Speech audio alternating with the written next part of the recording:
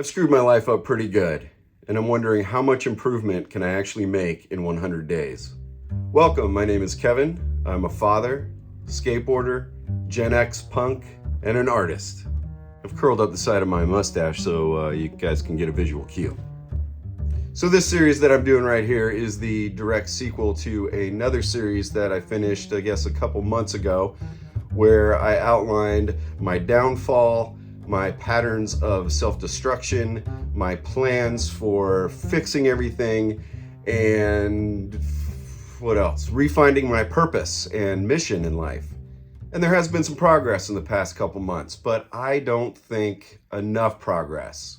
And so this is something I've been thinking about doing. I was operating with a more stoic mindset of show, don't tell. The needle just wasn't moving forward fast enough. Now, I get it. Creation is much harder to do than destruction. There's still going to be a lot of things that I don't tell, but I wanted to do this series for a few reasons. The catalyst being that I was thinking that I was slipping, going back into some old habits, and I can't have that. Yesterday, I woke up and my room was a complete mess. It was just full of all this stuff that I've been trying to sell on eBay. It was basically like I was living and sleeping in a warehouse. It was something akin to when you have to pump a grumpy right after you're nice and clean out of the shower. For me, when things get really cluttered and disorganized, it's indicative to me that I've got some chaos going on. I'm not taking care of it. I'm not respecting myself. So I cleaned up everything, got things where it's supposed to be, and decided that I have to do this 100 days of change thing now.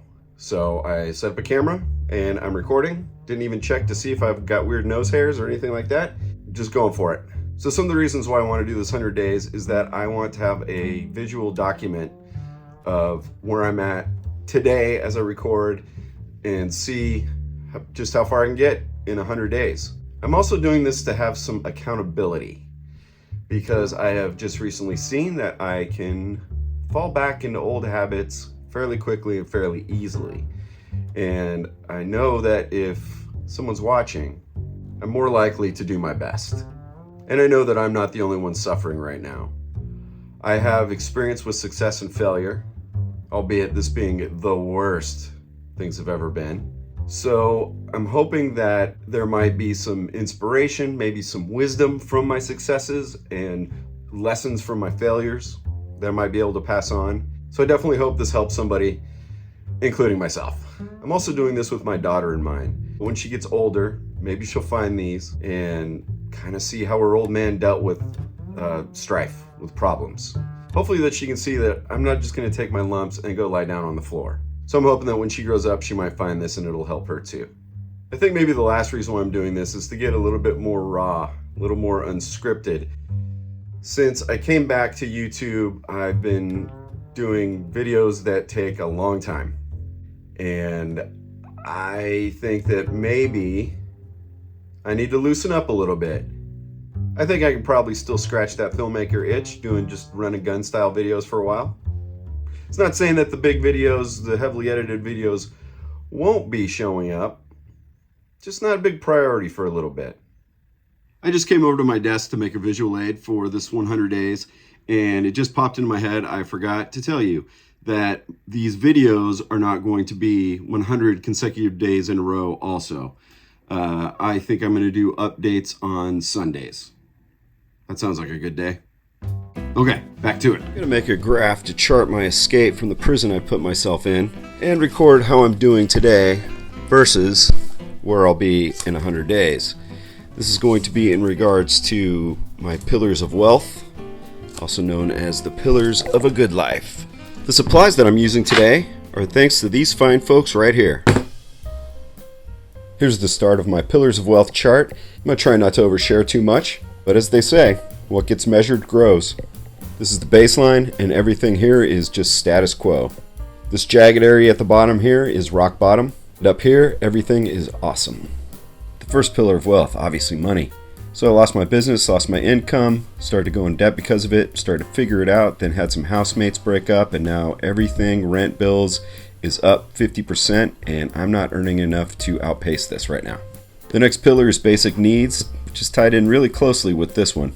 It was slowly going down, not scary at first, but now it's starting to catch up with that. The next pillar is health. I broke my leg at a pretty long recovery, and that put my health right in the toilet. But I've been exercising and I'm back on my board again, although I think I can do a lot better. This brings us to relationships. I put a tick down just because I'm 500 to 1,000 miles away from family and most of my friends. In town here, I walked away from a bucket of crabs, which prompted me to rethink the women I was dating, but give it an uptick here because I've been making and planning quality time with my daughter, and we had a pretty great summer.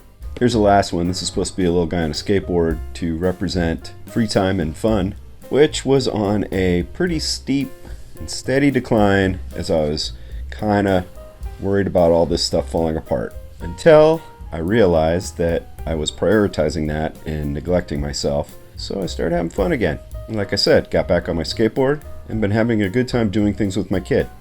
And as of today, these are where my pillars stand. These two are actually a lot worse, but I think that I'm going to need a lot of space for those. And now I feel like going outside. Come on. I've come out to a graveyard because it is one of my favorite places.